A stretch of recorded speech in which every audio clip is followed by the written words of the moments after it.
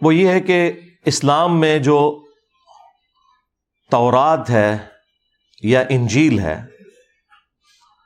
اور ساتھ اس کے جو صحائف اور جڑے ہوئے ہیں، جنہیں اولڈ ٹیسٹمنٹ اور نیو ٹیسٹمنٹ کے نام سے بھی یاد کیا جاتا ہے، تورات پلس باقی صحائف کو ملا کے اولڈ ٹیسٹمنٹ کہتے ہیں اور انجیل کو نیو ٹیسٹمنٹ۔ ہم ان کتابوں کو بھی اللہ تعالیٰ کی طرف سے ڈیوائن مانتے ہیں، لیکن ان دونوں کتابوں کے بعد اللہ تعالیٰ نے فائنل ٹیسٹمنٹ یہ قرآن نازل کیا، اور یہ اللہ تعالیٰ کی وہ الہامی کتاب ہے کہ جس کی حفاظت کی ذمہ داری اللہ تعالیٰ نے خود قرآن میں لی ہوئی ہے۔ باقی کتابوں کی حفاظت کی ذمہ داری نہیں تھی، اسی وجہ سے آپ دیکھتے ہیں کہ وہ ٹیمپرڈ فارم میں تحریف ہو چکی ہے ان کے اندر، اسی لیے آپ کو بہت سی باتیں نان سائنٹیفک نظر آئیں گی۔ اور یہ کیسے ہو سکتا ہے کہ کریٹر آف دا یونیورس کوئی کلام نازل کرے اپنی کریشن سے متعلق، فزیکل فینومینا آف نیچر سے متعلق، اور اس میں اس طرح کے سائنٹیفک ایرر پائے جاتے ہوں؟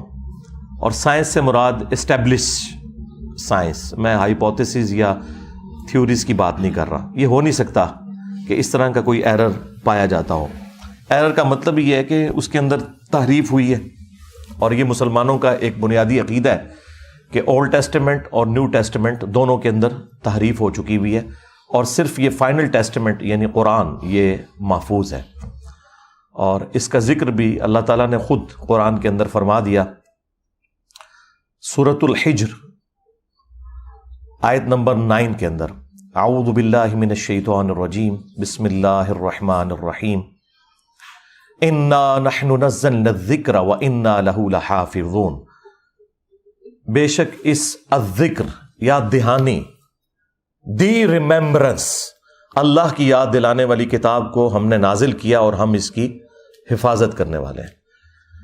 اور اس کتاب کی حفاظت کی ذمہ داری اللہ تعالیٰ نے اس لیے لی کہ اگلی کتابیں جب ٹیمپر ہوتی تھیں تو پیغمبروں کا سلسلہ مسلسل جاری تھا، اور وہ پیغمبر آ کر انسانیت کو بتا دیتے تھے کہ یہ چیزیں انسانوں نے خود سے داخل کی ہیں، اور اللہ تعالیٰ نے اتنا حصہ اس کا نازل فرمایا۔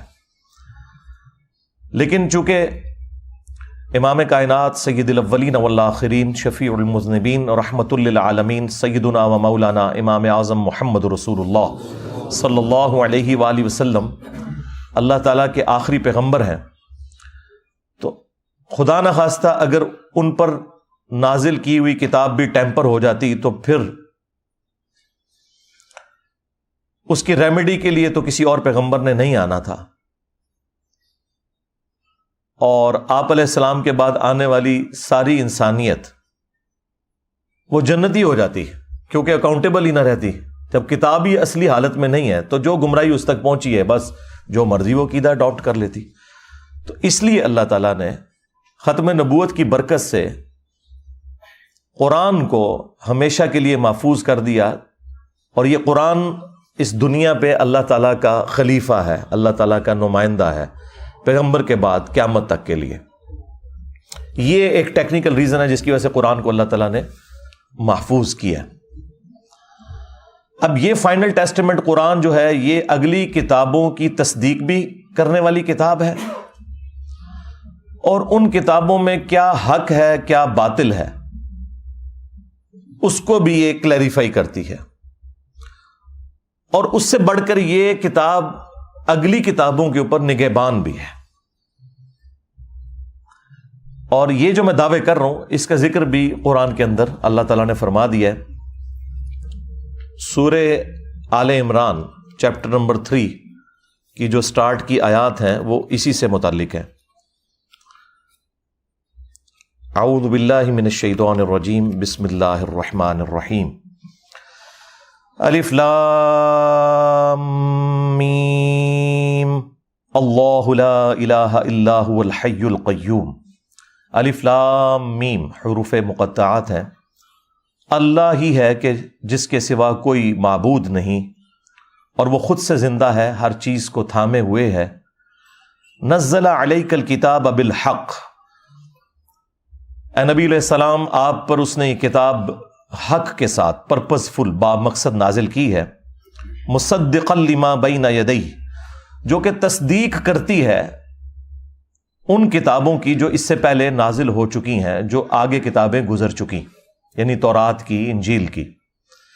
دو اعتبار سے تصدیق کرتی ہے۔ ایک اعتبار سے تصدیق یوں کرتی ہے کہ یہ کتاب بھی مانتی ہے کہ وہ کتابیں بھی اللہ کی کتابیں تھیں، اور دوسرا قرآن کا آ جانا یہ پریکٹیکلی تصدیق ہے کہ وہ کتابیں بھی درست تھیں، کیونکہ ان کتابوں میں آخری کتاب اور آخری پیغمبر کا ذکر موجود تھا۔ تو پریکٹیکلی جو پروفیسیز ان کتابوں میں موجود تھیں وہ پوری ہوئی ہیں قرآن کے آنے کی وجہ سے۔ تو قرآن نے تصدیق کر دی کہ وہ کتابیں صحیح کہہ رہی تھیں کہ آخری پیغمبر بھی آئیں گے اور ان پر آخری کتاب نازل ہوگی۔ تو دو اعتبار سے یہ کتاب تصدیق کرنے والی ہے۔ وَأَنزَلَ التَّوْرَاةَ وَالْإِنجِيلَ، اور اللہ ہی نے نازل کی تھی تورات بھی اور انجیل بھی، من قبل، اس قرآن سے پہلے، ہدی للناس، پوری انسانیت کی ہدایت کے لیے، وَأَنزَلَ الْفُرْقَانَ، اور اب اللہ تعالیٰ نے یہ فرقان نازل کر دیا ہے جو پوری انسانیت کے لیے ہدایت ہے اور حق اور باطل میں تمیز کرنے والی کتاب ہے، کہ یہ سچائی پر مبنی چیز ہے اور یہ چیز جھوٹی لوگوں نے اللہ کی طرف منسوب کر دی ہے۔ ان الذین کفروا بآیات اللہ، بے شک وہ لوگ جو کہ کفر کرتے ہیں اللہ کی آیات کا، یعنی انکار کرتے ہیں،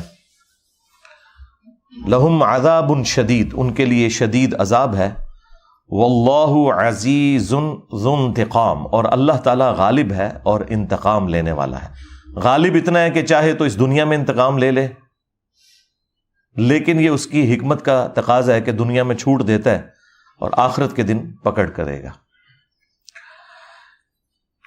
اور دوسری چیز جو میں نے بتائی تھی کہ یہ نگہبان ہے اگلی کتابوں کے اوپر، اس کا ذکر اللہ تعالیٰ نے سورۃ المائدہ میں فرمایا ہے،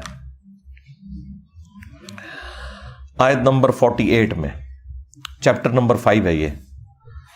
وَأَنزَلْنَا إِلَيْكَ الْكِتَابَ بِالْحَقِّ، اور ہم نے نازل کی ہے اے نبی علیہ السلام آپ کی طرف یہ کتاب پرپزفل با مقصد حق کے ساتھ، سچائی کے ساتھ، مصدقا لما بین یدیہ، جو کہ تصدیق کرتی ہے جو اس سے آگے کتابیں گزر چکی، من الکتاب، کتاب میں سے، اور یہ تمام کتابیں اصل میں لوح محفوظ سے ہیں، قرآن بھی وہیں سے ہے، بل ہوا قرآن مجید فی لوح محفوظ۔ تو اسی کتاب کا ایک حصہ تورات ہے، اسی کتاب کا حصہ انجیل ہے، اسی کتاب کا حصہ قرآن ہے، اور باقی انبیاء کے صحائف ہیں۔ وَمُهَيْمِنًا عَلَيْهِ، اور یہ کتاب نگہبان ہے ان کتابوں کے اوپر۔ یہ ہے وہ لفظ مہیمن، قرآن مہیمن ہے، نگہبان ہے اگلی کتابوں کے اوپر۔ قرآن یہ اسٹیبلش کرے گا کہ اگلی الہامی کتابوں کی کون سی باتیں درست ہیں اور کون سی باتیں غلط ہیں۔ جو لوگوں نے اس میں داخل کر دی ہیں، قرآن کو ٹیمپر کر دیا ہے، اس کے اندر تحریف کر دی ہے۔